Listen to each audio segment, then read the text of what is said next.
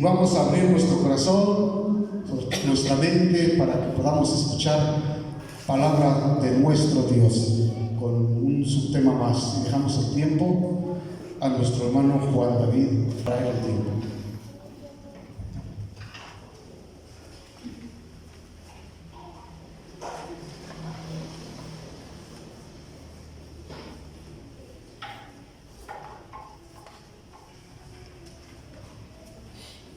Dios las bendiga, hermanas de la Sociedad Femenil Marta y María.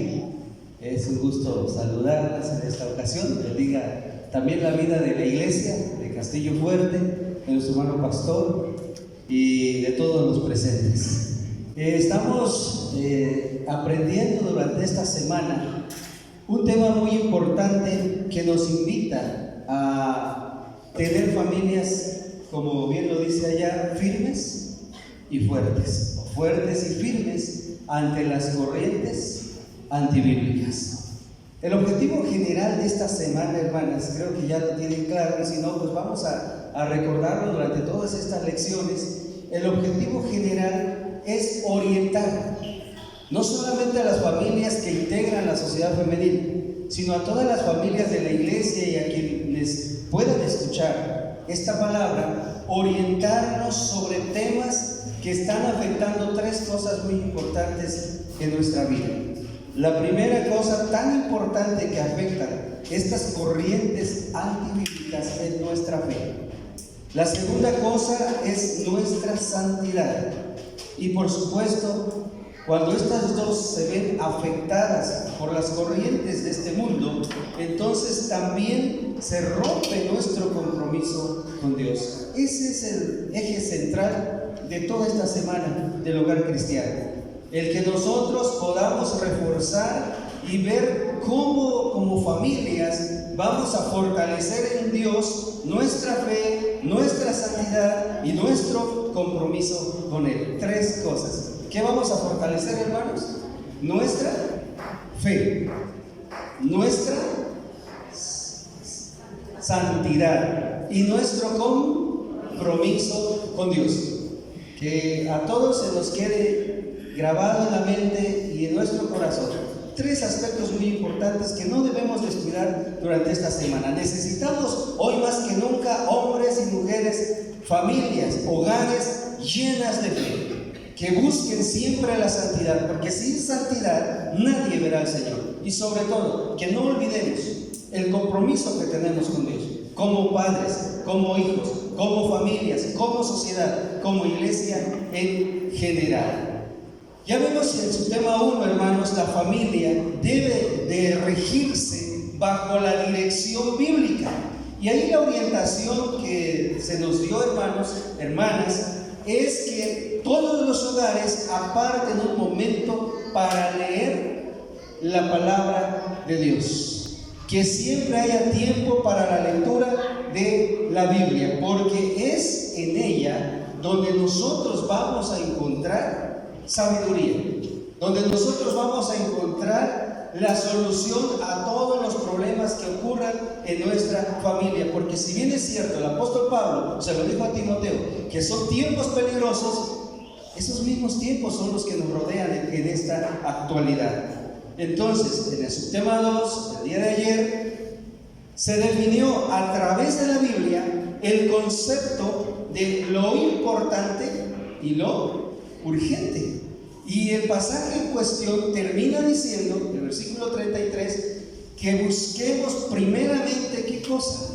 El reino de Dios y su justicia, y todo lo demás va a venir por añadidura. Aprendimos ayer que hay cosas urgentes que nos están alejando de Dios.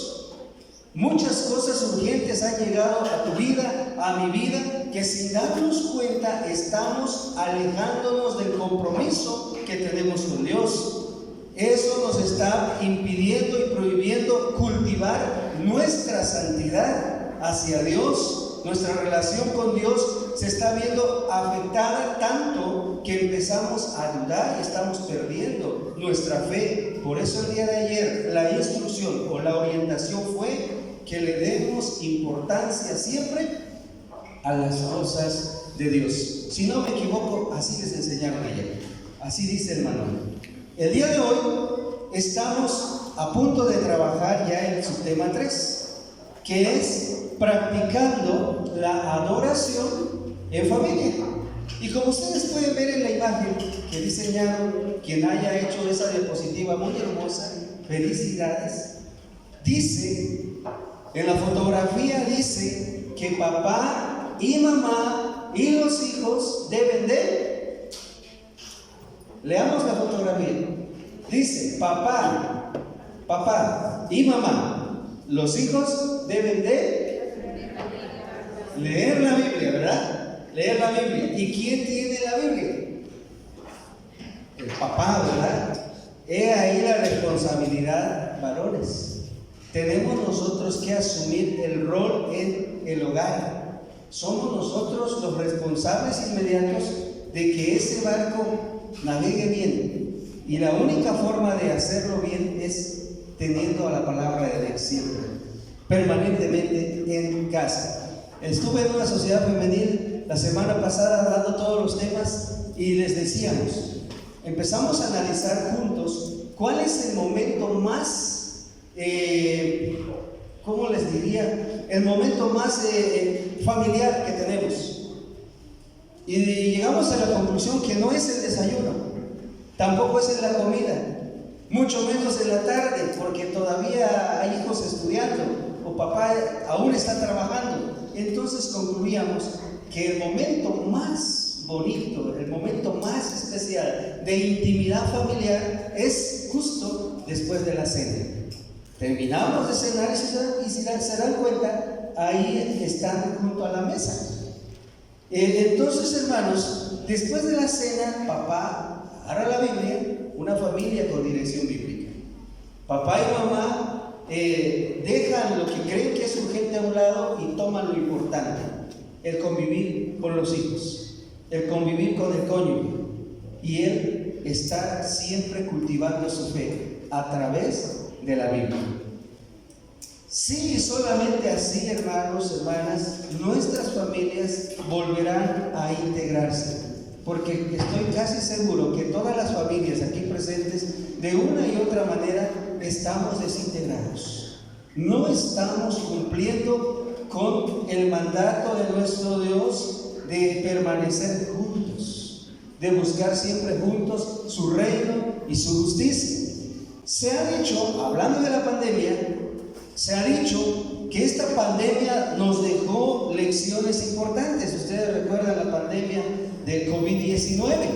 Nos dejó muchas lecciones importantes sobre cómo valorar la vida, sobre cómo valorar nuestra salud, sobre cómo valorar incluso nuestra vestimenta. Hasta comprábamos unos líquidos para sanitizarnos, ¿verdad? Entonces, hermanos, esa pandemia hizo que muchas familias se unieran.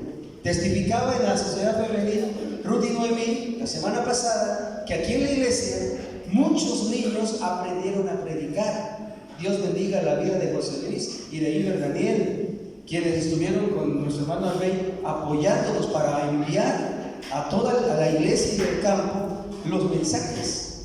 Y muchos niños aprendieron a predicar en sus hogares. Muchos de ustedes aprendieron a dirigir, a predicar en sus hogares porque leían el material que se les mandaba.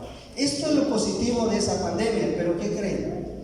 También lo negativo de esa pandemia fue que fue alejando a muchas familias del Señor. Se fueron olvidando de su compromiso con Dios y eso hizo que fueran perdiendo también su fe. Y por lo tanto las familias se fueron desintegrando. Familias separadas, familias que ya no llegan al culto juntas. Entonces, hermanos, todo esto nos lleva a reflexionar en este día de que necesitamos conquistar la adoración a Dios en familia. Digo conquistar porque no será fácil para ti, varón, reunir a tus hijas, a tus hijos, a tu esposa en la mesa. No será fácil tenerlos ahí un momento sin el celular, sin la televisión, sin las tareas, porque ahora ponen de pretexto las tareas. Entonces tendrás que pedir mucho la la orientación de Dios a través de su Espíritu Santo para volver a practicar la adoración de Dios en familia. En el pasaje que ya leímos, vemos que hay una familia integrada por Adán y Eva. En esta familia nacieron muchos hijos. La Biblia en este pasaje, en el fragmento del pasaje leído, menciona a 2 hijos únicamente. Estos niños crecieron en un hogar cristiano. Crecieron en un hogar que contemplaba a Dios en la creación total. Crecieron en un hogar que trabajaban para Dios, que cuidaban de la creación de Dios. Pero hay un momento en que estos niños sufren emocionalmente también, cuando sus padres son expulsados del jardín del Edén. Y aquí empiezan los problemas, hermanos. En este pasaje nos muestra a Adán y Eva expulsados del huerto de Edén a causa de la desobediencia contra Dios. Y hermanos, yo me hacía esta pregunta: ¿en qué falló la familia de Adán y Eva? ¿Por qué fallaron ellos? ¿Qué pasó? ¿Por qué Adán no pudo coordinar las actividades de cuidar la creación, con las actividades en su hogar?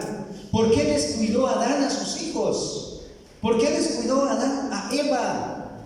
¿Qué estaba haciendo Eva sola? ¿Por qué no estaba Adán con ella? Y luego, ¿por qué los dos se esconden de alguien que no se puede uno esconder? ¿Usted se ha preguntado esto? Del Ministerio de Educación de la Sociedad Femenil, ¿se han preguntado ustedes esto? ¿Qué pasó? ¿Por qué en la familia de Adán y Eva fracasó? ¿Por qué fallaron ellos? Hermanos, vemos en el contexto de la Biblia que en este hogar sí se servía a Dios, que en esta familia sí rendía culto a Dios. Y de hecho el pasaje en cuestión se desarrolla en un ambiente de adoración. Dice la palabra de Dios que tanto Abel como su hermano Caín, ¿qué llevaron, hermanos? Llevaron su ofrenda a Dios. Entonces la palabra de Dios dice que la ofrenda de Abel, ¿cuál era la actividad económica de Abel? ¿A qué se dedicaba? Al pastoreo, ¿sí? Dice que la ofrenda de Abel fue grata ante los ojos de Dios. Dios vio con agrado su ofrenda. Pero la ofrenda de Caín, que dice la palabra que escuchamos y leímos, la ofrenda de Caín no agradó a Jehová. ¿Por qué? ¿Que no los dos eran hijos de Adán y Eva? De hombre y mujer que amaba a Dios. Sí, le desobedecieron, pero ya estaban otra vez en paz con Dios. Obviamente el pecado que cometieron tuvo sus consecuencias, y consecuencias que hasta hoy día estamos pagándolo nosotros también. Pero hermanos, ¿qué pasó ahí? Lo que faltó, hermanos, es la fe. Esta familia perdió la fe. Y en el momento que una familia pierde la fe, deja de confiar plenamente en Dios. Y cuando dejamos de confiar en la palabra de Dios, porque es ella la que me dice en el Salmo 91:15 que Él va a estar conmigo en la angustia. Es ella la que me dice en Nahum 1:7 que Él es mi fortaleza en el día de la angustia, que Él me conoce. Es ella la que me dice en Isaías 41:10 que Él me sostiene de mi mano derecha, y que me dice: no temas, yo te ayudo. Cuando nosotros dejamos de confiar en Dios, cuando la fe va apocando, entonces le damos terreno a Satanás. Y eso fue lo que pasó en la familia de Adán y Eva. La falta de fe. Surgió en ellos el orgullo. Caín estaba viendo cómo su hermano llevaba las ofrendas, porque no solo una ofrenda presentaron, eran varias ofrendas, en varios años lo practicaban.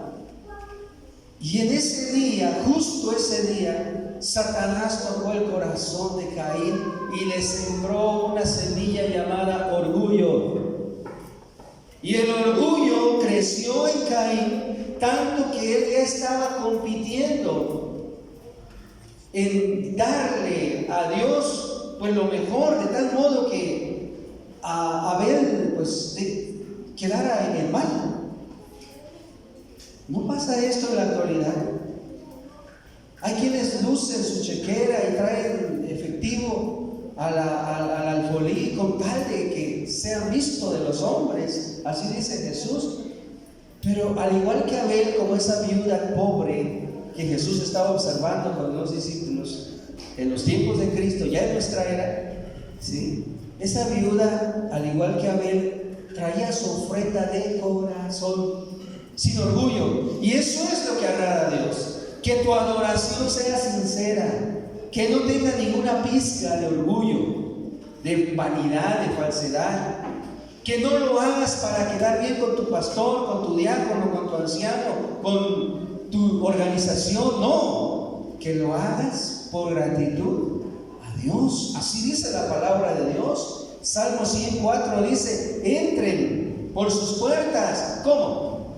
Con acciones de gracia, no con arrogancia. Dice: entren con acciones de gracia. Familias aquí presentes, que el orgullo no sea lo que nos separe de Dios, que la falta de fe no sea lo que nos aparte de la bendición de Dios. Y la desobediencia, que es el primer aspecto que llegó en esta familia, la desobediencia les costó a ellos ser expulsados del huerto del Edén. El orgullo y la desobediencia, el resultado de ello fue que Caín mató a su hermano Abel. Y en esa familia ya no fueron felices. Estaban reconciliados, sí, pero ya no es lo mismo. Cuando tú pierdes a un ser amado en tu hogar, ya no es lo mismo. Está ese vacío. Y más al saber que uno de sus hijos mató a su hermano. Imagínense a Eva cómo sufrió. Imagínense a Adán cómo sufrió al ver a su hijo muerto, al ver al otro huyendo, porque los amaban como tú y yo amamos a nuestros hijos. Esto fue muy difícil para esta familia, hermanos. Entonces nunca olvidemos lo siguiente, que Dios no es un Dios necesitado de nosotros. Contigo o sin ti, con tu familia o sin tu familia, Dios sigue siendo Dios. Pero nosotros sí necesitamos de Dios. Necesitamos de Dios para que nuestras familias estén bien, para que nuestras familias estén consolidadas. Por eso Josué, ahí en Josué 24:15, creo que lo sabemos de memoria, él hablando al pueblo dice: bueno, ustedes escojan a quién van a servir, pues.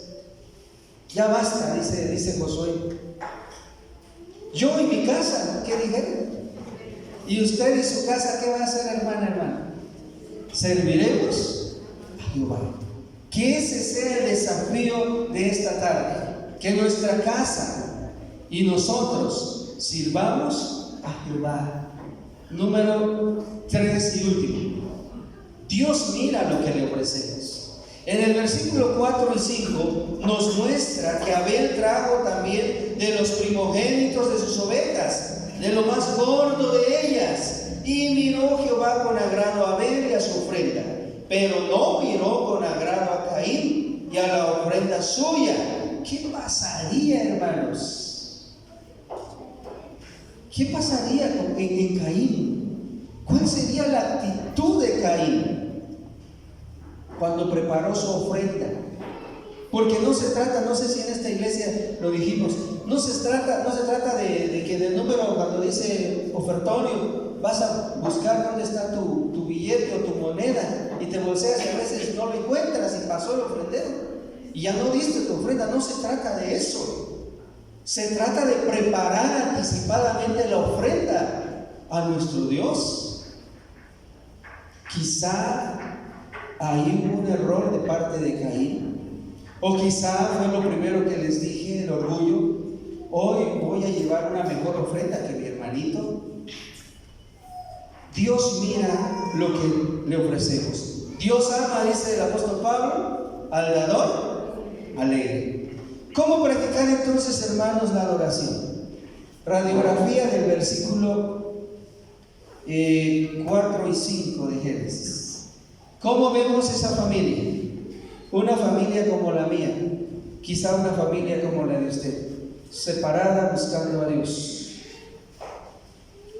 ¿Dónde estaba Adán? ¿En dónde estaba Eva? ¿Se han preguntado ustedes eso? ¿Por qué solo Abel y Caín ofreciendo a Dios su sacrificio? ¿Y dónde estaban pues los papás? O al revés, ¿dónde están los hijos? ¿Por qué solo los papás? ¿O por qué solo mamá? ¿Dónde está el esposo? ¿Dónde están los hijos? ¿Por qué solo papá? ¿Dónde está la esposa? ¿Dónde están los hijos? ¿O ya no es familia? Sí, somos familia, pero si vamos a una boda, a un 15 años, ahí sí vamos todos y bien arregladitos. Hermanos y hermanas, ¿cómo practicar la adoración en familia? El Salmo 139, versículos 2 y 4, David, uno de los hombres que su familia, de verdad, hermanos, tu familia está mejor que la de David. Amnón, hijo de David, violó a Tamar, hija de David. Imagínense. David, un mujeriego, pero aún así David es considerado en toda la Biblia y en toda la humanidad un hombre conforme al corazón de Dios.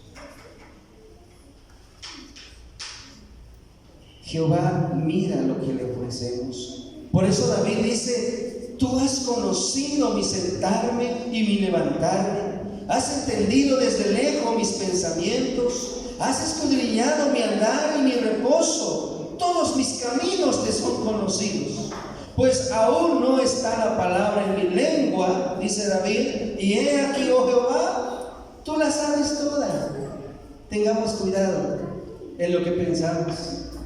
A veces juzgamos a las familias de la iglesia, de la sociedad. Y siempre lo he dicho en esta iglesia, donde quiera que voy. Yo señalo al hermano Ismael, perdón hermano por el ejemplo, señalo al hermano Ismael con el índice y miren cuántos dedos me están apuntando a mí. Entonces Jesús dice, San Mateo 7:1, aprendan a vivir bien, vivan en familia, no se metan con lo ajeno, no juzguéis para que no, mejor ayuda, mejor fortalece a los otros. ¿Y cómo practicar en familia la adoración a Dios?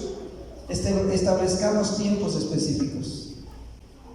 El primer día en la semana del hogar cristiano en la iglesia Emanuel establecimos un acuerdo que a partir del domingo de hace 8 días, todas las familias a la hora de cenar van a practicar el devocional familiar.